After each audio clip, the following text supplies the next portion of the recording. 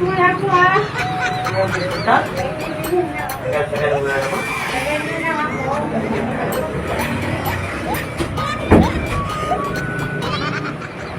Tagal naman yung ano. Ako ba? Hey, wala pa? Wala pa po. Tagal-tagal na naman dito sa alam na pa-business yun. Tagal. Oras na eh. Wala pa rin.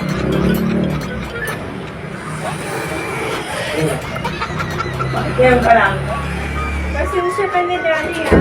Alam mo ba, ang daming mga lalaki din sa labas.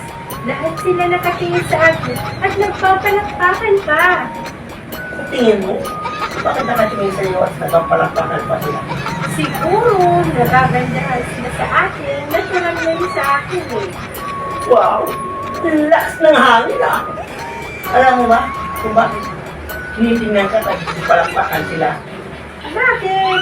Kasi ang lipstick mo, nakapasok ka sa ilong mo. Eh,